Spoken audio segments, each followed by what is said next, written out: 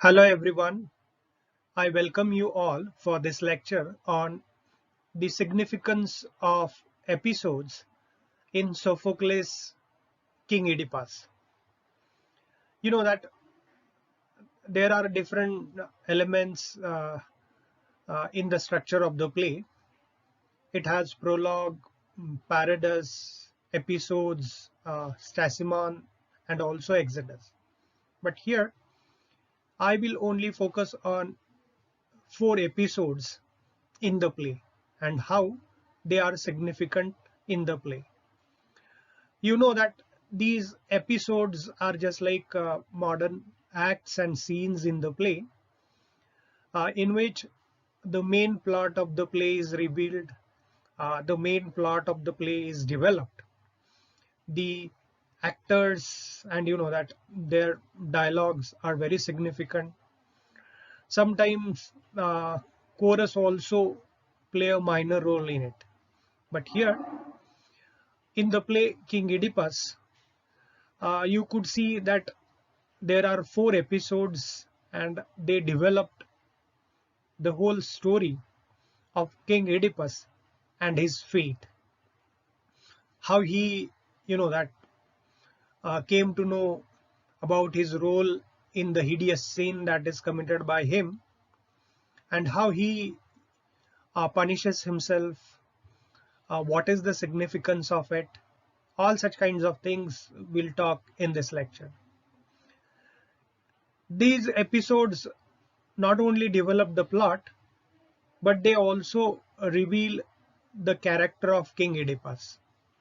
And there are different facets to his character. About these episodes, we'll talk in detail in the subsequent slides. There are four episodes in the play. They reveal the main plot of the play. If you see the first episode, it runs from lines 216 to 462. This episode reveals the character of King Oedipus. When it begins, King Oedipus makes a proclamation and he wants murderer to surrender. He is determined to find out the criminal who killed King Laius, and he wants to punish him publicly. So he's also vows to fight for Laius and warns people not to give shelter to the murderer or to the culprit. But the elders suggest King Oedipus to consult the state prophet Tiresias. Tiresias is blind but has the sheer knowledge of all things. So Oedipus requests Tiresias to reveal the name of the murderer. Tiresias knew that name, but he denies it, and that he does not disclose anything to King Oedipus. King Oedipus forces Tiresias and warns him that it is dangerous for him to remain silent. He even blames that he must have any role in the murder plot. So he can't bear, Tiresias can't bear these charges and replies that Oedipus himself murdered King Laius. And by the charges of Tiresias, Oedipus becomes furious and accuses Tiresias for involving in the plot with Creon just to overthrow the throne of King Laius. He takes doubt on his intention, he takes doubt on his motive. He even calls Tiresias a false prophet. He also ridicules his blindness. He raises a couple of questions on his knowledge and also his reputation. He even blames him that he did not save the state, he did not save people from the danger of Sphinx. So he also reveals Tiresias that because of his older age, he is saved from the punishment. But Tiresias is firm on his accusations. He challenges King Oedipus to prove his charges wrong, to prove him wrong. In this episode,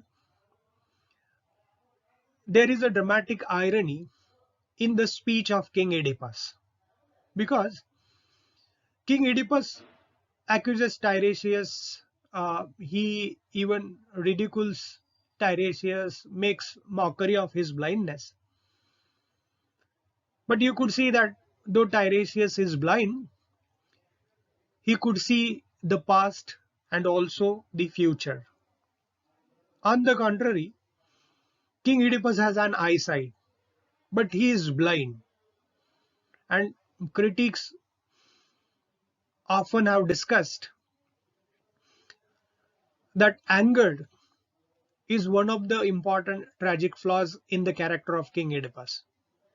It is the same anger because of it King Oedipus or Oedipus killed King Laius. And it is the same anger and because of it King Oedipus ill-treated Tiresias. So he takes doubt on Tiresias and also his prophecy. So you could see that he welcomed Tiresias and simultaneously ill-treated him and also takes doubts on his prophecy. So he is very much confused and he becomes angry and furious. He can't bear the charges made on him by Tiresias.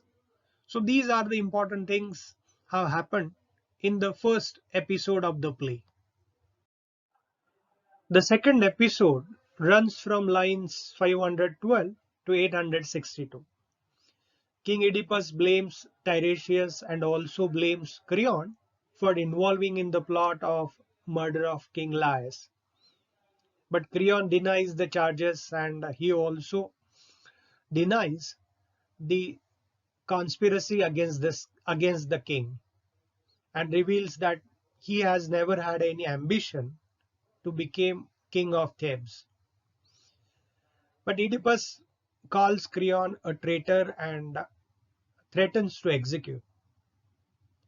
Jocasta, wife of King Oedipus, tries to end the dispute between her husband and her brother Creon. Oedipus vows not to trust him again, and he also reveals the story to his wife Jocasta. By seeing her troubled husband, she tries to convince him that prophecies are not always correct. She also reminds him about the prophecy made many years before that Laius would be killed by his own son, but it has proved wrong because she feels Laius was killed by bandits out of the city at a place where three roads meet. So she convinces her husband that prophecies and oracles are not always true. There is no need to worry about it. Surprisingly, the story revealed by Jocasta seems familiar to Oedipus. So he is disturbed by the story and recalls the incident of killing a man at the same place described by Jocasta. He confirms all details to Jocasta and realizes that the person whom he murdered in self-defense was King Laius. Still, Jocasta does not believe on it and asks Oedipus to confide in her. Oedipus also narrates that how he was born in Corinth and raised as a prince. And to prove oracles wrong, that he will kill his own father and will marry his own mother, he vowed never to return to Corinth, and just to avoid hurting his parents, he came to Thebes. But at a crossroad near Thebes in a combat, he killed an old man and his servants too. Then he came to Thebes, became the next king and married Jocasta. Now he fears that he must have killed King Laius and feels guilty for slaying the king of Thebes and bringing down an awful disease on his people. He also reveals, or he also recalls, the penalties that he declared for the murder of the king. But Jocasta assures him that he did not kill the king, and according to the report, they were a band of men.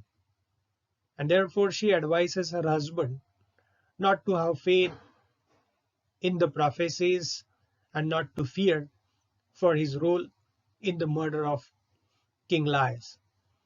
But King Oedipus is quite sure that he himself has murdered Laius and becomes responsible for, you know, agony or pain of the citizens or of his own people.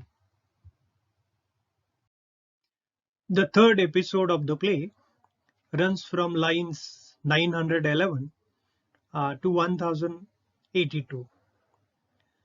In this episode, Jocasta, she prays to Apollo to purify and save the city and also wipe out all fears from the mind of citizens and also from the mind of her husband, King Oedipus. Again, a twist has taken place in the story. A messenger informs King Oedipus that Polybus is dead and the Corinthians want him to become their new king. But by knowing this, Jocasta feels overjoyed. She becomes very much happy and that feels free from the burden of prophecy. She has a wonderful feeling of relief. But Oedipus' joy does not remain longer.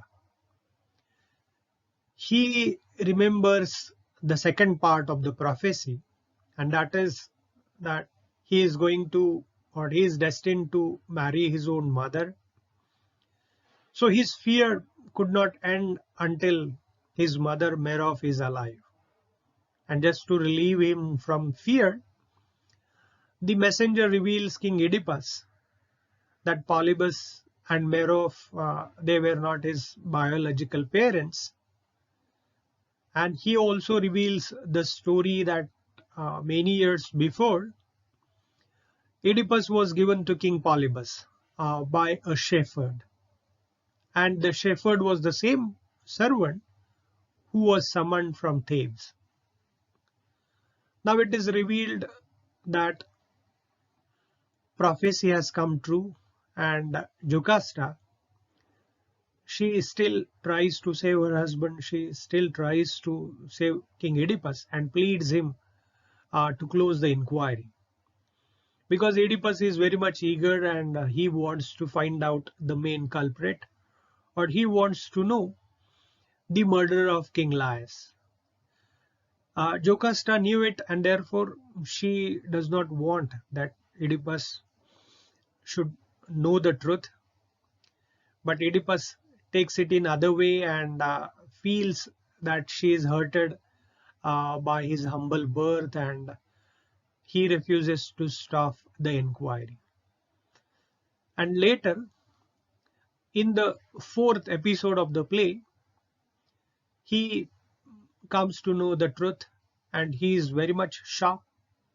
And here it is confirmed that King Oedipus has murdered the former king Laius, and he accepts the sin, he accepts the crime that is committed by him. The fourth or the last episode of the play runs from lines 1113 to 1185. In this episode, King Oedipus wants to confirm the truth, and therefore he is summoned to bring the shepherd. The shepherd is brought in front of King Oedipus.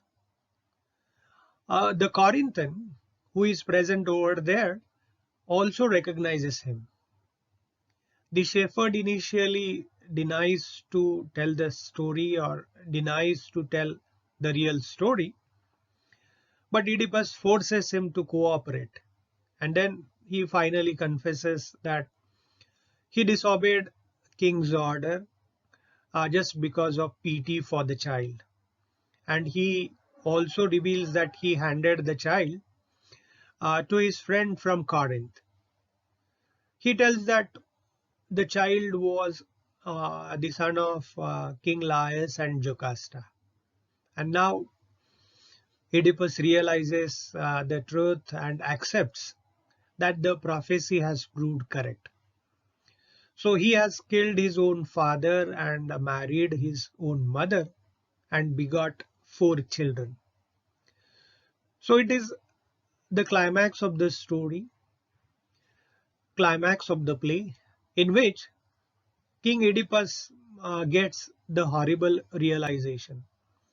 He comes to know about his hideous sin or the crime committed by him, and he already declared the punishment for the culprit, and therefore he decides to punish himself. Uh, these 4 episodes of the play present the main plot of the play. They also reveal the character of King Oedipus.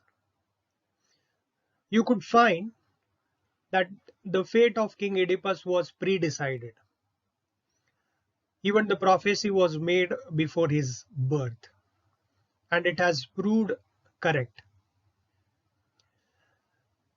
In life of King Oedipus, the role of chance or accident is very important. Things happen in his life without having any control on it. So Oedipus seems very helpless. Whatever is happening in his life, he does not have any control on it. And therefore, the role of fate or destiny is very important in human life. And it has proved in case of King Oedipus. Oedipus already decided to punish the criminal or the culprit of the murder of King Laius. And therefore, just to keep his word, he decides to punish himself.